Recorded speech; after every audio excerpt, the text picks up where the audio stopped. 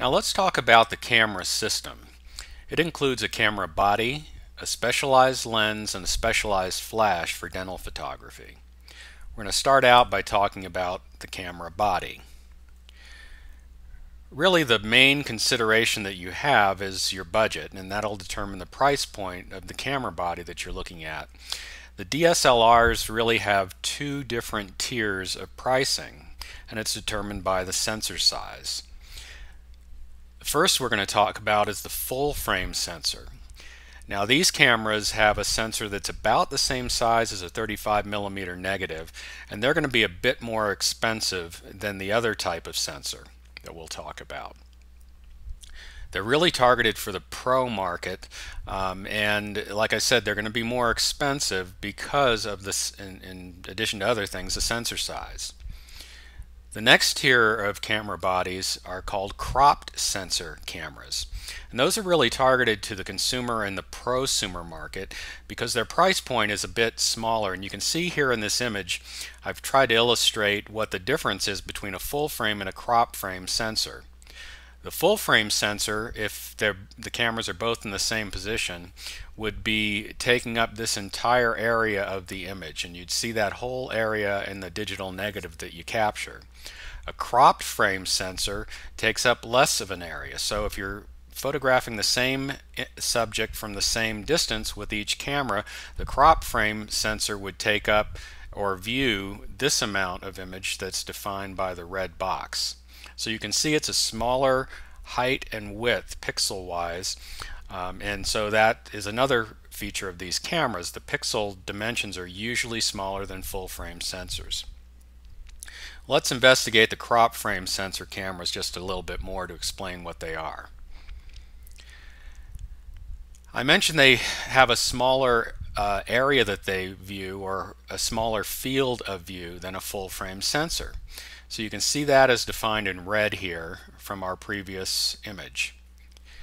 The other thing is that they have a longer effective focal length. So if you put the same lens on a cropped frame and a full framed censored camera, you would have different focal lengths or different effective focal lengths. A 100mm lens, for example, on a full frame sensor has the field of view and a focal length of a regular 100mm 35mm camera. On a cropped frame sensor, depending on the manufacturer of the camera, you're going to have a longer effective focal length, and you can see that in this illustration. Another feature I think is very important in a camera for dental photography is the ability to save and recall multiple settings on your camera. And a lot of cameras, if you can see here, here's what's called the command dial on this illustration of a Nikon D7000 or 7100. You can see that it has two settings called U1 and U2 that you can just turn this dial to, and each setting, U1 or U2, can memorize many of the camera's settings. So you could dial in a particular ISO, a shutter speed, an aperture, a flash setting, a focus mode, a metering mode. All those different things can be saved and stored in a particular setting. So what you can do is use one setting for your macro photography or intraoral photography and another setting for your portrait setting. So this is really handy, especially when you have multiple people in your office making dental images, because it's so easy to change a setting by accident on these cameras that when you do, it takes forever to figure out which one's wrong and how to fix it. So with a U1 and U2 or equivalent type setting, you can just dial in the right one at the beginning of each photography session, and you know that everything is going to be right. On Canons, they have the same kind of feature, and the D60, which is illustrated here, has one of those settings. So you could dial all your macro settings into the C setting here on the command dial, and unfortunately what you would have to do is manually change the things that need to be changed to make portrait settings. On the 60D's predecessors, the 50D and 40D, they had multiple positions to save these, or user settings. They had a C1, C2, and on the D50 or 50D, and on the 40D they had actually 3 of them. So I think they've moved down in quantity to make room for other functions on the command dial. Just something to keep in mind. Another important feature, I think, is to have the camera possess an in-camera flash commander, so you can wirelessly control multiple flashes that are either on and or remotely attached to your camera. And that really comes in handy when you're doing portrait photography and other things. And if you look at the manufacturers, Canon and Nikon have multiple options in this respect. So on the Canon side, you can see that there are several choices on their cropped frame censored cameras that will accommodate in-camera commanders for wireless flash. And on the Nikon side, there are multiple options as well. So this is real handy. And what does that look like? Well, if you take a look at the menu here, this happens to be a D800 body, but the menu's the same for this function on the Nikon D7000s and other models, and there's a similar type of menu on the Canon cameras. But you can actually put your flash heads in different groups, assign them to a different group, and control the output of those independently. So you can see here on this menu I have group A, the flash set to TTL mode, and I've added 3/10 of a stop of flash compensation. So this head is going to give me that, and then group B I've assigned to this flash head and said, okay, give me 2/3 of a stop of additional flash compensation. The built-in flash, you can see, has 2 dashes there, and what that means is the pop-up flash on this camera is actually going to fire, but it's not going to be at a power that's strong enough to influence the image, but will fire these 2 flash heads. And so you don't have to have cables running from the hot shoe of the camera to the flash heads in this case, and you can actually have other remote flashes in group A that are remote to the camera that'll fire and follow this instruction that you give it, and same thing with group B. So it's really a pretty cool feature.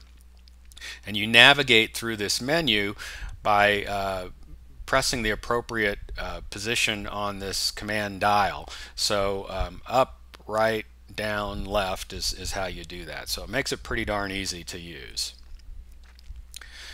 Another thing that I really think is important is the ability to shoot tethered. Now, everybody doesn't want to do this, but there's a bit of software that I think you really should consider for your in-office use. It's called Adobe Photoshop Lightroom. It's currently on version 5, and I use this software every day in my business, and it's wonderful not only for image management, but to make adjustments to image very easily. I don't have to go into Photoshop to do a lot of the things that I used to have to do in Photoshop, because Lightroom gives me that capability. When I do need to go into Photoshop, the integration between the two is very, very seamless and very, very easy. I'm not going to get into all that, but what I want to get into is the tethered capture support. So you can have your camera physically tethered by a USB cable to your computer, and that provides a bunch of different benefits that I'll show you in just a minute. You can also be wirelessly tethered to your computer. So in other words, you can have the certain equipment on your camera, a special certain SD card that allows you this capability, and you can have the images go through a Wi-Fi network to your computer and into Lightroom. There's a little bit of setup you need for that, but it's pretty darn easy. So let's talk about tethered shooting, and let me show you what that is exactly. So if you're physically tethered to your computer, there's a USB cable that runs from your camera to the computer, and as you shoot images, you'll see the images come up if you have a display attached to that computer in real time. So as you shoot, the images are going to come up in this nice big view, and you have a great way to validate what you're getting and be sure that you're getting exactly what you need. And of course, Lightroom is controlling this. If you want to do a wireless tethered setup, it's a little bit different. First of all, you have to have Wi-Fi in your office already, and so if you don't have that and you want to shoot wirelessly, you're going to have to make that investment, and you're going to want to make sure that you have a very fast Wi-Fi connection, because that'll determine how fast the images transfer to your computer from your camera. But if you have an office Wi-Fi system, you can have your camera capture the images on a card that's called an iFi card that has this capability built into it. It transfers the images wirelessly through your office Wi-Fi to your office computer, and you see the images come up on your computer screen in near real time. And I say near real time because there's a little bit of delay because of the transfer over Wi-Fi. And the bigger the images on your camera that you're capturing, the more delay there will be getting the images to your computer. But it's very manageable with a little bit of forethought, and I can help you with that. Now, what does this look like on your computer with Lightroom? This is a screenshot of Lightroom version 4, version 5, which is out now and I'm currently using. Looks pretty much identical to this. There are just some additional features they built in that are kind of cool. But basically, as you shoot, you'll see the images appear one at a time in thumbnail view here, and they'll just keep accumulating across this this part of the screen, and individually they'll show up right here in the middle of your screen.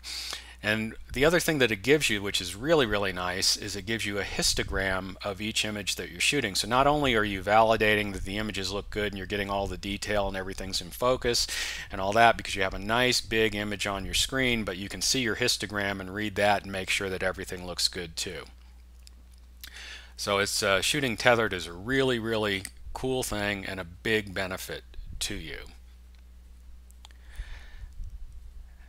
Now, as far as the camera bodies that are out there in current production by Canon and Nikon, I've kind of split them up here, some of them or most of them, and done them by full frame sensors and cropped frame sensors. So that's how they're organized in this table. And if you'll see, I was saying the full frame sensors are more expensive than the crop frame sensors, and you can see that these are the manufacturer's list prices. You can get all these camera bodies for less than these prices. However, for comparison reasons, this makes the illustration very well, makes the point very well that the crop frame sensors are less expensive than their full frame counterparts. And if you cull out the bodies that don't have the tethered support in Lightroom, which is something I think is important, then it narrows down your choices a bit further, and a couple of things start standing out to me. Some of the bodies have, I think, a lot of the features that I talked about, and those I've circled here for you. On the Canon side, the EOS 60D, a nice comes out at a nice price point. I think is a camera that has the features that'll make doing this kind of photography easy and make you very productive. On the Nikon side, I think you'd want to start looking at the D7000 for those capabilities. And a full frame sensor camera, if you really want to go that route, the D600 is a really good choice for that. If you go below the 60D on the Canon side and the D7000 on the Nikon side, you're going to start losing some of the features that I'm talking about, like the U1, U2 settings and those kinds of things, and it'll potentially make shooting a little more cumbersome. But if your budget doesn't allow for these cameras, there are a couple other choices for you on both sides, both the Canon and the Nikon side. And if you look at the iFi card support, if you want to do wireless image transfer, here are all the bodies on the chart that I would recommend that you look at, because they are supported by the iFi card. So the ones that I think are the strongest candidates have both a check and a circle around them. So that means they're iFi capable and have pretty much all the features I would want to consider if I were making the selection myself. So on the Canon side, the EOS 60D, on the Nikon side, the D7000 crop frame, D600 full frame is a great way to go. The next section is going to talk about the lens.